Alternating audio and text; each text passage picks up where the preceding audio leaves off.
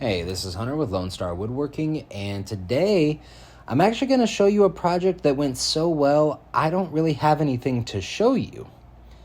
So instead, what I'm going to do is take the opportunity to kind of do an about me video. Now, I understand that that's not really what people come to my channel for, so I'm still going to let the video play and show you something cool come together. But just in the process, I'm going to be running my mouth. But before we get into that, the wood that I am using is curly Norway maple. And the reason I tell you what wood species I'm using is because I use so many different species that you might be curious about what I'm using and may be wanting to work with it yourself. And the circumstances surrounding me actually taking this project are a little sad, because the craftsman that was supposed to be doing this actually hurt himself so bad that he is no longer physically capable of doing this, at least temporarily.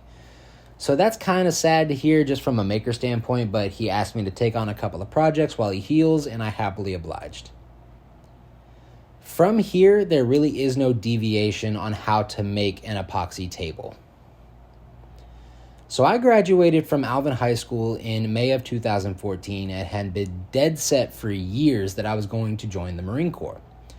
And on July 14th, 2014, that's exactly where I was at in MCRD San Diego. On October 10th, I graduated, and October 17th, I married my wife.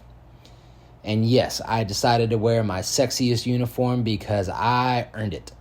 And there are a couple of veterans out there who are going to make fun of me for it. They don't mean anything by it if you're actually offended by it. It's all in good fun, and I know they did it too.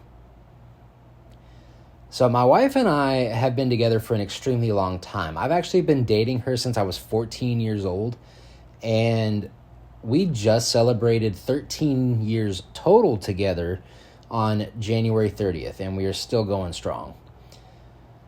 And I look forward to 13 more years and 13 more years after that. It's been a lot of fun. Now, something that people don't understand about the military is that it's pretty much this constant cycle of training. So after boot camp, you don't just, now you're a Marine, congratulations. No, you got a whole bunch of other schools that you got to go to. For me, because I wasn't specifically infantry, my combat training in San Onofre, California was only a month long because I had a 3-month-long school to teach me how to be an intelligence analyst. And after I graduated that school, I got orders to a helicopter squadron in Cherry Point, North Carolina that ended up getting transferred to New River, North Carolina. And I had kind of mixed feelings on this unit. It's an air unit which famously underutilizes their intelligence unless, you have someone that really, really knows how to use you. Other than that, you really are more administrative. So that's what I did for a solid year. For a whole year, I was doing pretty much the administrative tasks that you do whenever you're not deployed and not preparing for a deployment. And that was kind of underwhelming, and it really did kind of disappoint me with the whole experience. But what we were told is that we were to be preparing for a deployment going down to Central America near Honduras, Nicaragua, Venezuela, Belize, all those other places.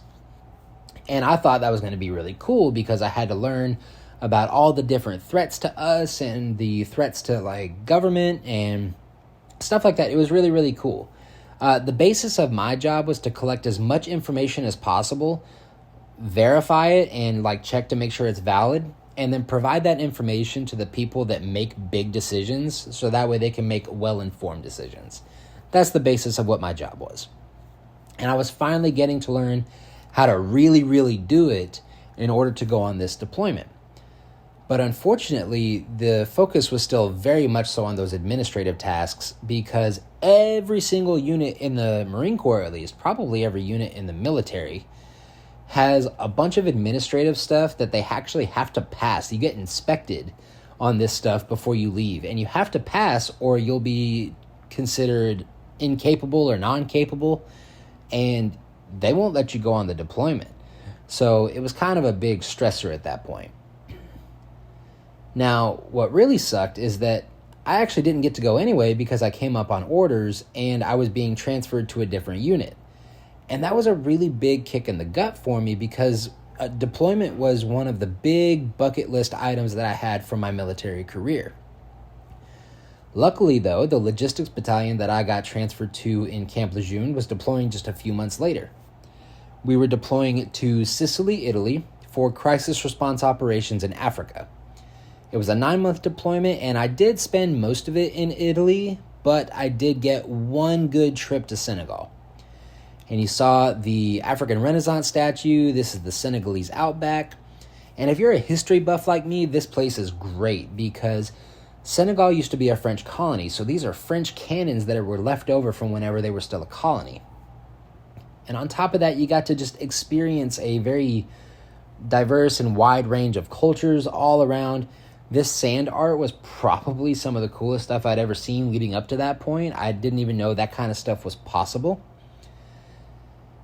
And despite what you saw, which looked like more of a vacation, because, I'm wearing regular clothes, I'm not in a uniform, I'm not training anybody, that's actually exactly what I was there to do. And the pictures that you were seeing were just kind of like when we had some downtime. But we were there to train the Senegalese military on basic intelligence practices. Because of, classifications and stuff like that, we were only able to teach them so much. But we did make it worthwhile. And so what we did is we actually made like this whole training presentation, and we tried to make the language as simple as possible so that way the interpreter could, bridge that language gap for us. And overall, I think we were pretty successful. And I think it was 2 days worth of classroom time and then another day's worth of actual practical application where the soldiers that we were training had to basically write notes on what we were doing because we were playing the bad guys. And they had to write notes on what we were doing, and then at the end of the day, they would come back, show us their notes, and we would grade them on how well they did with their observations and reconnaissance. And I had a whole lot of fun with this. I had never done something like this before, so it was really just more like kid in a candy store type of mentality. It got me in a little bit of trouble, but, oh well. I think that my lieutenant even had fun with this. And that guy in the white is actually our driver. He was a funny dude. If you scroll back to the last picture of him, he's actually pointing the fake prop pistol at the guy who's holding the camera. So after training was done, the Senegalese soldiers really wanted to have a meal with us.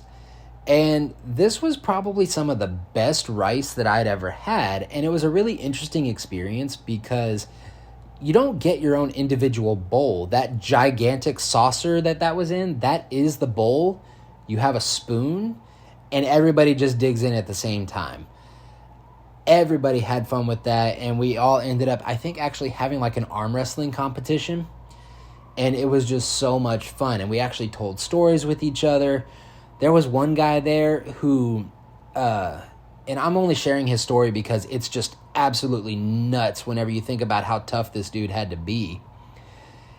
One of his boots was constantly untied, and I would look at him and be like, hey, soldier, you need to fix your boot. He's like, I can't. And I would look at his commander. I'd be like, why can't he fix his boot? Because his commander was able to speak English. And he said, well, he stepped on a landmine, and there's shrapnel in his ankle, and he can't tie his boot all the way. Now, what I forgot to mention is that guy was doing sprints with us that morning. He was working out with us, and he was beating us. So that guy was an absolute animal, and it was just kind of inspiring to see someone with that much determination in them. So after that deployment, I only had about a year left.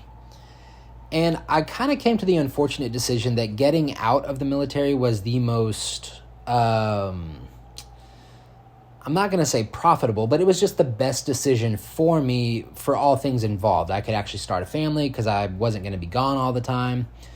I could easily make more money.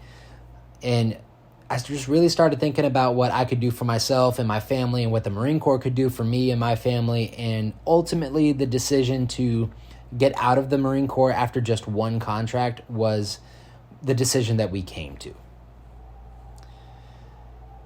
And these are just a couple of pictures showing a couple of the Marine Corps birthday balls. This was my very last one in 2019 with my two guys that I was in charge of while we were back home.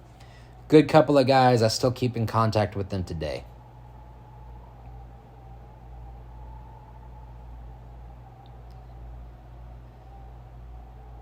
So after I got out of the Marine Corps, my work history really isn't all that sexy. So right out of the Marine Corps, I was a tower climber. So the guys that actually like climb cell phone towers and work on the antennas and stuff up there, I was doing that kind of stuff. So I was the guy who was changing out the technology that would change your phone from 4G to 5G and all that fun stuff.